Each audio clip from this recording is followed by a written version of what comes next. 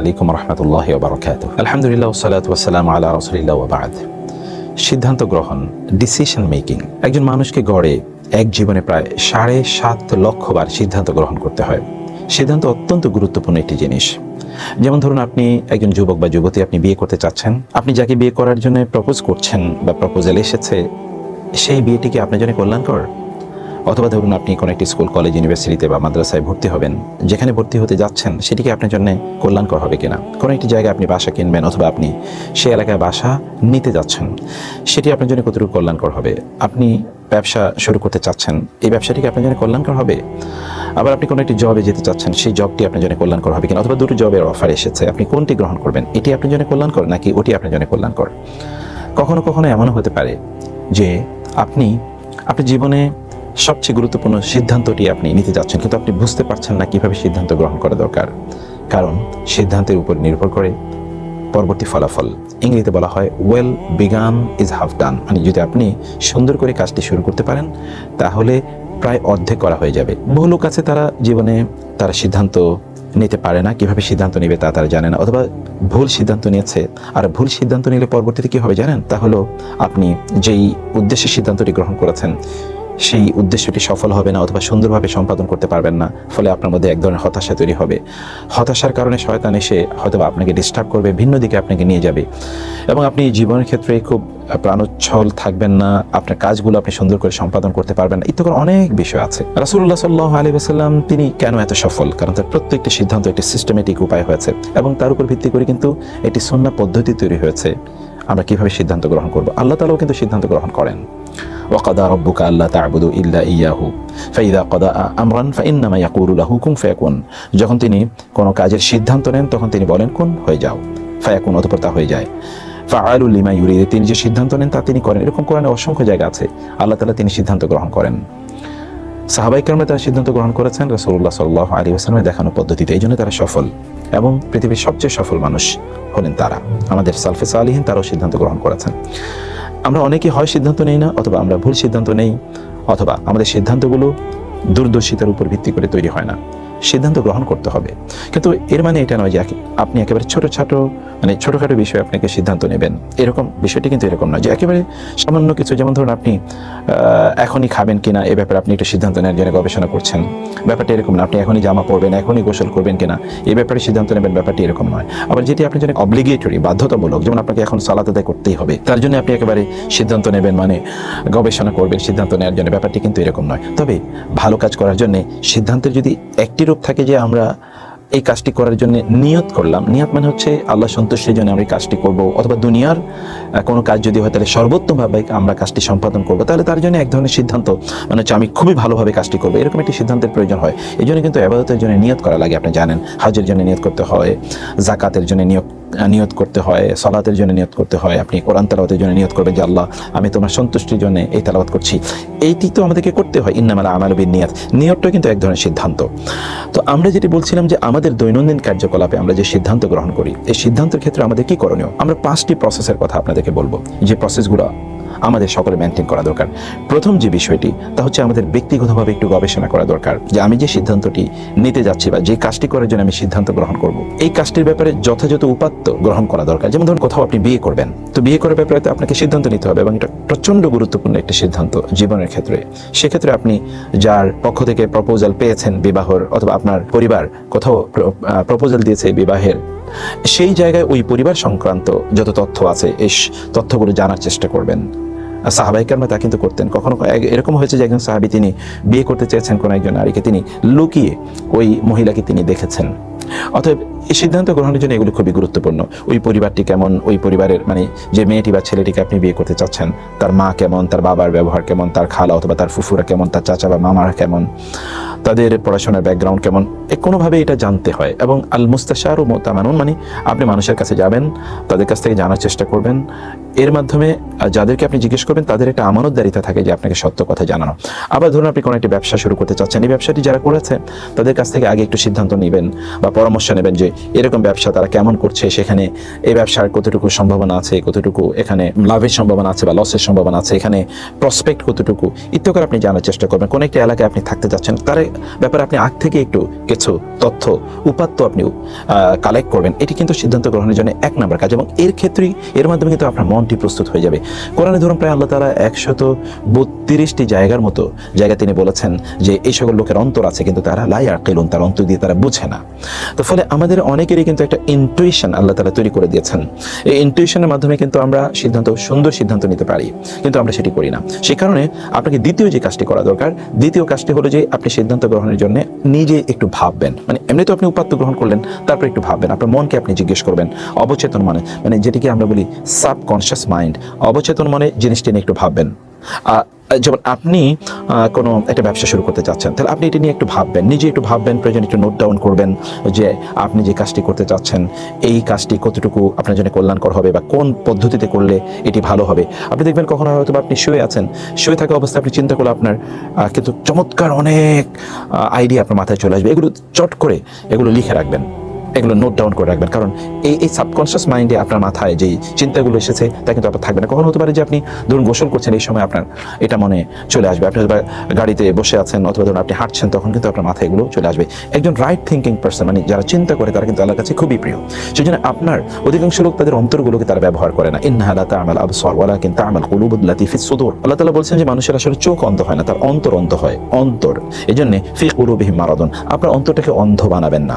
আল্লাহ তাআলা বারবার কোরআনে বলেছেন ইন্না ফি যালিকা লা আয়াতিন লিউলিল আলবাব লিউলিল আবসার লিউলিন নুহা, অর্থাৎ যে সকল ব্যক্তিদের প্রজ্ঞা রয়েছে, তারা দূরদর্শিতা রয়েছে, তাদের জন্য এখানে শিক্ষার উপকরণ রয়েছে।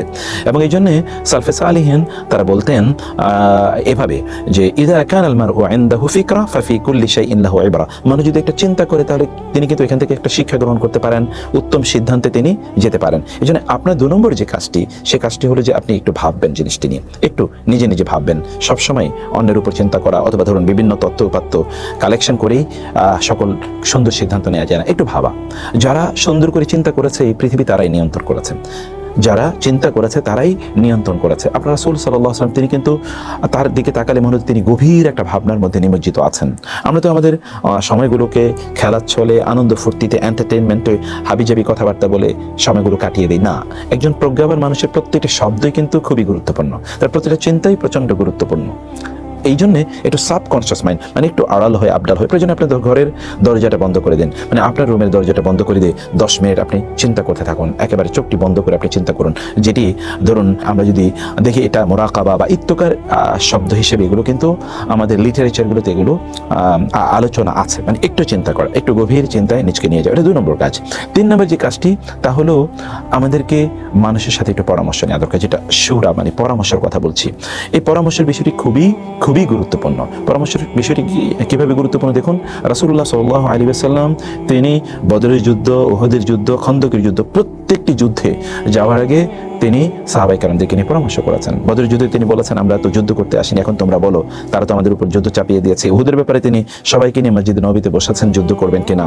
খন্দকের ব্যাপারে তো পরামর্শ করেছেন এবং তারপরে সালমান আল ফারিসি বলেন মদিনার চারদিকে যেন পরীক্ষা খনন করা হয়।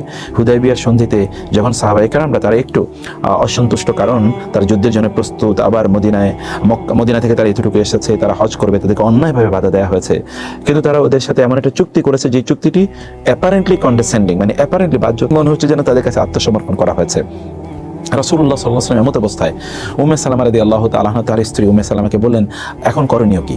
রাসূল সাল্লামকে তখন উম্মে সালামা বললেন যে আপনি আপনার মাথাটা শেভ করে ফেলুন, অর্থাৎ মুন্ডন করে ফেলুন, তাহলে সাহাবায়ে কেরাম একই কাজ করবে, তাইলে আর কোনো বিক্ষোভ কারো অসন্তুষ্টি থাকবে না। এবং সত্যি তাই ঘটেছে। তিনি যখন মাথা মুন্ডন করে ফেলেন তখন সবাই তাদের মাথা মুন্ডন করে নিল এবং তারা পরে মদিনার দিকে রওনা দিলেন। এরপর এই যে আমরা দেখছি আরো অসংখ্য ঘটনা যেখানে পরস্পরকে মানে একজন আরেকজন কাছে পরামর্শ চেয়েছে। এবং কোরআনে আল্লাহ তাআলা বলেছেন মুমিনদের একটা বৈশিষ্ট্য হলো আমরুহুম শুরা বাইনাহুম, মুমিনরা তারা কিন্তু পরস্পর পরামর্শ করে তাদের কাজগুলো করে থাকে। এবং এই পৃথিবীতে যে সকল লোকেরা এককভাবে সিদ্ধান্ত নেয় তারা কিন্তু ক্ষতিগ্রস্ত হবে, ব্যর্থ হবে, তারা বিফল হবে এবং তারা অসফল হবে, এটা কিন্তু একেবারে নিশ্চিত। মানে আপনি এককভাবে তো আপনি সিদ্ধান্ত নিতে পারবেন না। এই জন্য ইংরেজিতে বলা হয় 2 heads are always better than 1, মানে এক মাথার চেয়ে 2 মাথা অনেক অনেক বেশি উত্তম, সর্বদাই উত্তম। রাসূলুল্লাহ সাল্লাল্লাহু আলাইহি ওয়াসাল্লাম যিনি সর্বদাই আল্লাহ তাআলার গাইডেন্স অনুসারে চলতেন, তিনিও কিন্তু দেখুন তিনি কিন্তু পরামর্শ করেছেন এবং আল্লাহ তাআলা তার রাসূলকে নির্দেশ প্রদান করেছেন ওয়াশাউইরহুম ফিল আমরি, যে আপনি তাদের সাথে কোনো একটি সিদ্ধান্তের ব্যাপারে পরামর্শ করুন, তার সাথে পরামর্শ করে সিদ্ধান্ত নিতে আল্লাহ তাআলা তার রাসূলকে নির্দেশ প্রদান করেছেন। এই জন্য পরামর্শ করুন। আর রাসূল সাল্লাল্লাহু আলাইহি ওয়াসাল্লাম বলেছেন মা খাবা মান ইস্তাশারা, কেউ যদি পরামর্শ নিয়ে কোনো কাজ করে তাহলে সে কখনোই ব্যর্থ হবে না, এটা রাসূল সাল্লাল্লাহু আলাইহি ওয়াসাল্লাম বলেছেন এবং এটি আসলেই বাস্তবতা। আমরা এখন দেখি গোটা পৃথিবীতে কিন্তু একটা কাউন্সেলিং কনসালটেন্সি ইত্তকার চলে। এই কাউন্সেলিং কনসালটেন্সি আসলে কি হয়? আসলে পরামর্শ হয়, মেডিকেল টিম বসে, অনেকে মিলে তারা একটা সিদ্ধান্ত নেয়। রাসূল সাল্লাল্লাহু আলাইহি ওয়াসাল্লাম বলেছেন ইয়াদুল্লাহি আলাল জামাআ, আল্লাহ তাআলার রহমত আসলে যখন অনেকে মিলে কোনো কাজ করে তখন তার উপর আল্লাহর রহমত থাকে। এবং তিনি বলেছেন লা তাজতামি উম্মতি আলা দালালা, মানে অনেকে মিলে যদি কোনো সিদ্ধান্ত নেয় তাহলে পথভ্রষ্টতা সেখানে থাকার সম্ভাবনা নেই। এই জন্য অনেকে মিলে কোনো সিদ্ধান্ত নেয়। আপনি পরামর্শ করুন, আপনার স্ত্রীর সাথে পরামর্শ করুন, পরিবারের সদস্যদেরকে নিয়ে বসুন, আপনার কলিগদেরকে নিয়ে বসুন, আপনার ফ্রেন্ড সার্কেলের সাথে এই বিষয় নিয়ে আলোচনা করুন। তবে আপনি যার সাথে আলোচনা করবেন তার মধ্যে দুটো জিনিস থাকতে হবে। একটি জিনিস হচ্ছে তিনি এই বিষয়টি ব্যাপারে আপনাকে পরামর্শ দেওয়ার যোগ্যতা থাকতে হবে। ওয়াশাউইরহুম ফিল আমরি, এটি কাদের ব্যাপারে? এটি আল্লাহ তাআলা বলেছেন যদি তোমরা না জানো ফাসআলু আহলা যিকরি ইন কুনতুম লা তা'লামুন, তোমরা কোন সিদ্ধান্ত নেবে এটা তোমরা বুঝতে পারছো না, তাহলে যারা জানে তাদেরকে জিজ্ঞেস করো। মানে এই জাতীয় ব্যাপার আপনাকে মাথা রাখতে হবে। 2 নম্বর বিষয়, যারা আপনার জন্য কল্যাণকামী এরকম লোকদের কাছে সিদ্ধান্ত বা নেয়ার ক্ষেত্রে পরামর্শ নেওয়া দরকার, যার তার কাছ থেকে তো আর পরামর্শ নিয়ে লাভ হবে না। সেজন্য যারা আপনার কল্যাণকামী এবং লোকেরা মুখলেস, তারা আপনাকে কখনো খারাপ পরামর্শ দেবে না, সেই সকল লোকদের কাছে আপনি পরামর্শ চাইবেন। এটি 4 নম্বর কাজ আমাদের। এবং এই ক্ষেত্রে কিন্তু আমরা যে কথা বারবার বলছি তা হলো যে আমাদেরকে সিদ্ধান্ত নেওয়ার জন্য রাসূলের যে প্রসেসটা, এই প্রসেসটা মেনটেন করা দরকার। চতুর্থতে যে বিষয়টি বলতে চাই তা হলো যে ইস্তেখারা করা। এবার আপনি আল্লাহর কাছে সিদ্ধান্ত চাইবেন, আল্লাহ তাআলা আপনাকে বলুক যে আপনার করণীয় কি। আল্লাহ সুবহানাহু ওয়া তাআলার কাছে সিদ্ধান্ত চান এবং এটি দেখুন আল্লাহর মাধ্যমে যদি আপনি গাইডেড হন তাহলে আপনি কখনোই পথভ্রষ্ট হবেন না। রাসূলুল্লাহ সাল্লাল্লাহু আলাইহি ওয়াসাল্লাম তিনি সাহাবায়ে কেরামদেরকে কি শেখাতেন জানুন? সাহাবায়ে কেরামরা তারা বলতেন কানা রাসূলুল্লাহ সাল্লাল্লাহু আলাইহি ওয়াসাল্লাম ইউআল্লিমুনাল ইস্তিখারাতা ফি কুল্লিল আমরি অথবা ফিল উমুরি কুল্লিহা কামা ইউআল্লিমুনা সূরাতা মিনাল কোরআন। রাসূলুল্লাহ সাল্লাল্লাহু আলাইহি ওয়াসাল্লাম আমাদেরকে কোরআন যেভাবে শেখাতেন ঠিক সেভাবে আমাদেরকে ইস্তেখারা শেখাতেন। ইস্তেখারাটা কি? ইস্তেখারা হলো আপনি 2 রাকাত সালাত আদায় করবেন। 2 রাকাত সালাত আদায় করে প্রেফারেবলি ইশার নামাজের পর আপনি 2 রাকাত নফল সালাত আদায় করবেন অন্যান্য নামাজের মতো করেই। অতঃপর নামাজের পর আপনি আল্লাহর কাছে দোয়া করে বলবেন আল্লাহুম্মা ইন্নী আস্তাগফিরুকা বিইলমিকা ওয়া আস্তাকদিরুকা বিকুদরাতিকা ওয়া আসআলুকা মিন ফাদলিকাল আযীম। হে আল্লাহ, আমি আপনার কাছে উত্তম সিদ্ধান্ত চাই, আমি আপনার গায়েবী নলেজ থেকে আমি জানতে চাই যে আমার জন্য কোনটি কল্যাণকর, আপনি তা আমাকে জানিয়ে দেন। আপনি আরো ছোট্ট এটা একটা লম্বা দোয়া, আপনারা এটা দেখে নেবেন। এই দোয়াটি হিসনুল মুসলিম এবং অন্যান্য গ্রন্থে আছে। অথবা আপনি বলতে পারেন আল্লাহুম্মা খিরলি ওয়াখতার লি, হে আল্লাহ আপনি আমাকে উত্তম সিদ্ধান্ত নেওয়ার তৌফিক দেন এবং আপনি আমার পক্ষে সিদ্ধান্তটি গ্রহণ করুন। সুবহানাল্লাহ, আপনি আল্লাহকে বলছেন আপনার পক্ষে আল্লাহ তাআলা সিদ্ধান্ত গ্রহণ করার জন্য। তাহলে কেমন হতে পারে? যেমনিভাবে আল্লাহ সুবহানাহু ওয়া তাআলা সিদ্ধান্ত গ্রহণ করেছেন কার ব্যাপারে? মুসা আলাইহিস সালামের ব্যাপারে। তিনি কিন্তু সমুদ্র পার হবেন, তিনি বলেছেন আল্লাহ কি করব? আল্লাহ তাআলা বলেছেন ঠিক আছে তোমার লাঠি দিয়ে আঘাত করো। সমুদ্র কিন্তু সেখানে 12টি রাস্তা তৈরি হয়ে যায় অথবা সেখানে রাস্তা তৈরি হয়ে যায়। আবার ইব্রাহিম আলাইহিস সালামকে নিক্ষেপ করা হলো অগ্নিকুণ্ডে, তিনি আল্লাহ তাআলা তাকে বাঁচালেন। ইউসুফ আলাইহিস সালামকে কূপে নিক্ষেপ করলো হত্যা করার জন্য, আল্লাহ তাআলা তাকে বাঁচালেন। এই সকল ক্ষেত্রে আমরা সব জায়গায় দেখতে পাই যে সকল জায়গায় ব্যক্তিরা আসলে কি করেছেন, তারা সিদ্ধান্ত চেয়েছেন আল্লাহ তাআলার কাছে। রাসূলুল্লাহ সাল্লাল্লাহু আলাইহি ওয়াসাল্লাম যখন মক্কা থেকে মদিনায় চলে যান তখন তিনি কিন্তু আল্লাহর সিদ্ধান্তে গেছেন, অন্যথায় তিনি শিরক করতেন না। আল্লাহ সুবহানাহু ওয়া তাআলা তাকে অনুমতি দিয়েছেন তিনি যাওয়ার জন্য। সেজন্য চতুর্থ যে কাজটি তা হলো সালাতুল ইস্তেখারা করা। এবং সালাতুল ইস্তেখারা কিন্তু 2 রাকাত নামাজ পড়ে আপনি আল্লাহর কাছে দোয়া করবেন। আল্লাহ আপনাকে কি করবেন, আপনার অন্তরে তখন এরকম একটা অনুভূতি তৈরি হয়ে যাবে যে এই কাজটি আপনার করা দরকার। অথবা কেউ একজন এসে আপনাকে বলবে না তুমি এই কাজটি করো। অথবা ধরুন আপনি হয়তোবা আপনার স্বপ্নেই দেখতে পাবেন যে কেউ আপনাকে নির্দেশ প্রদান করছে কাজটি করার জন্য, বা আপনি নিজে কাজটি করছেন এটি আপনি স্বপ্নে দেখতে পাবেন। ইত্যাদি বিভিন্ন সিমটমে আপনি বুঝতে পারবেন যে কাজটি আপনার জন্য কল্যাণকর। এবং সর্বশেষ যেটি সেটা হচ্ছে এবার আপনি আল্লাহর উপর তাওয়াক্কুল করে কাজটি শুরু করে দেন। কিন্তু আল্লাহর উপর তাওয়াক্কুল করতে হবে। আল্লাহ তাআলা বলেছেন ফাইদা আযামতা ফাতাওয়াক্কাল আলাল্লাহ, সিদ্ধান্ত নিতে হবে। অধিকাংশ লোক কিন্তু সিদ্ধান্ত নিতে পারে না, এটাই তাদের সবচেয়ে বড় দুর্বলতা। এবং ধরুন সাধারণ মানুষরা সিদ্ধান্ত নিতে পারে না দেখেই তারা কিন্তু সামনে এগিয়ে যেতে পারে না। তাদের দুনিয়ার জীবনে বিপর্যস্ত হয়, আখিরাতের জীবনে বিপর্যস্ত হয়। আপনার জীবন কেন্দ্রিক আপনার সিদ্ধান্ত নেওয়া দরকার যে আপনি কেন এই পৃথিবীতে আছেন, আপনি কতদিন আর বেঁচে থাকবেন, এবং যতদিন আপনি বেঁচে থাকবেন ততদিন আপনি আসলে করবেন কি। আপনি তো জানেন না আপনি কতদিন বেঁচে থাকবেন। ফলশ্রুতিতে আপনার ব্যাপারে আপনার একটা সিদ্ধান্ত থাকা দরকার যে আমি এই কাজগুলো করতে চাই, আমার জান্নাতে বা আখিরাতে যাওয়ার জন্য তো আমাকে এই কাজ করতে হবে, এই কাজগুলোকে আমি এই সিস্টেমে করতে চাই। সিদ্ধান্ত আপনাকে লাগবেই, সিদ্ধান্ত ছাড়া কিন্তু একজন মোমেন চলতে পারে না। এই জন্যে রাসূলুল্লাহ সাল্লাল্লাহু আলাইহি ওয়াসাল্লাম বলেছেন, দামা ইউরিবুকা ইলা মা লা ইউরিবুক, তোমার সন্দেহ অন্তরে না রেখে তুমি কোনটা করবে কোনটা করবে না এরকম আনডিসাইডেড না থেকে তুমি একটা ডিসাইসিভ পজিশনে থাকো, একটা ইয়াকিনের অবস্থায় থাকো, তুমি নিশ্চিত থাকো যে তুমি কি করছো না, তোমার কাছে একেবারে স্পষ্ট থাকো। এমন যেন না হয় তুমি কি করবে তুমি কিছুই জানো না। এটা একজন মোমেনের জন্য এটা একেবারেই উত্তম নয়। একজন মোমেন জানে তার কি করা উচিত এবং তিনি সেভাবেই চলেন। মুযাবযাবিনা বাইনা যালিকা লা ইলাহা উলাই ওয়ালা ইলাহা উলাই। মুনাফিকদের অবস্থা হচ্ছে সে আসলে বুঝে না করণীয় কি, সে হচ্ছে কনফিউজড। একজন মোমেন কখনো কনফিউজ থাকে না, মোমেন প্রচন্ড সার্টেন থাকে, একেবারেই শক্তিশালী বিশ্বাস নিয়ে সে কাজ করে। সেজন্য আপনার পঞ্চম যে কাজটি তাহলে যে আপনি সিদ্ধান্ত নেবেন, একেবারে কনক্রিট, যাই করেছেন সিদ্ধান্ত নিয়েছেন, এবার আপনি আল্লাহর উপর তাওয়াক্কুল করে কাজটি শুরু করে দিন। হতে পারে আপনার সিদ্ধান্তের মধ্যে কোনো ভুল থাকলেও আল্লাহর উপর তাওয়াক্কুল করার কারণে ইনশাআল্লাহ আপনি সফল হয়ে যাবেন। আল্লাহর উপর তাওয়াক্কুল কখনোই ছাড়বেন না। এই জন্য রাসূলুল্লাহ সাল্লাল্লাহু আলাইহি ওয়াসাল্লাম আল্লাহর উপর তাওয়াক্কুল করে তিনি চলে গিয়েছেন। মুসা আলাইহিস সালাম কিন্তু আল্লাহর উপর তাওয়াক্কুল করে তিনি ফেরাউনের কবল থেকে তার রক্ষা করার জন্য তার বাহিনীকে নিয়ে তিনি কিন্তু সমুদ্রের কাছ পর্যন্ত চলে জানেন কিন্তু সামনে সমুদ্র, কিন্তু তিনি জানেন তার লোকেরা যখন বলল যে ইন্না লামুদরাকুন, আমরা তো ধরা খেয়ে গেছি, তিনি বলেন না না কখনোই না। রাসূল সাল্লাম যখন ওই যে আপনার গারে সাওরে অর্থাৎ সাওর পর্বতের গুহায় যখন তিনি ছিলেন, আবু বকর রাদিয়াল্লাহু তাআলা আনহু বললেন তাকে যে ইয়া রাসূলুল্লাহ আমরা তো এখন ধরা খেয়ে যাব, যদি এরা একটু নিচের দিকে তাকায় লাভ সরে না তাহলে তারা তো আমাকে দেখে ফেলবে। রাসূল সাল্লাম বললেন না না, তোমার কি মনে হয় আমরা তো দুইজন নেই, বরং আল্লাহ আমাদের সাথে আছেন। মানে এই যে আল্লাহর উপর তাওয়াক্কুলের যে লেভেলটি, এই লেভেলটি যদি আপনি তৈরি করতে পারেন তাহলে আপনি কখনোই ব্যর্থ হবেন না ইনশাআল্লাহ। তাহলে আমরা যে 5টি জিনিস বললাম সিদ্ধান্ত গ্রহণের ক্ষেত্রে, আপনি এই 5টি জিনিস অবশ্যই আপনারা মেনটেন করার চেষ্টা করবেন। এটাই সুন্নাহ পদ্ধতি।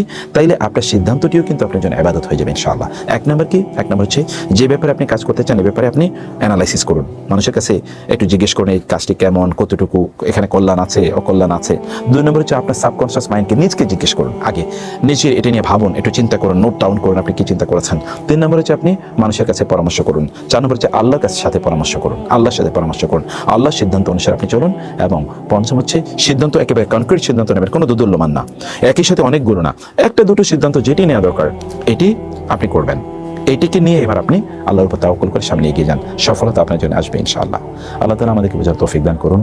আসসালামু আলাইকুম ওয়া রাহমাতুল্লাহি ওয়া বারাকাতুহু।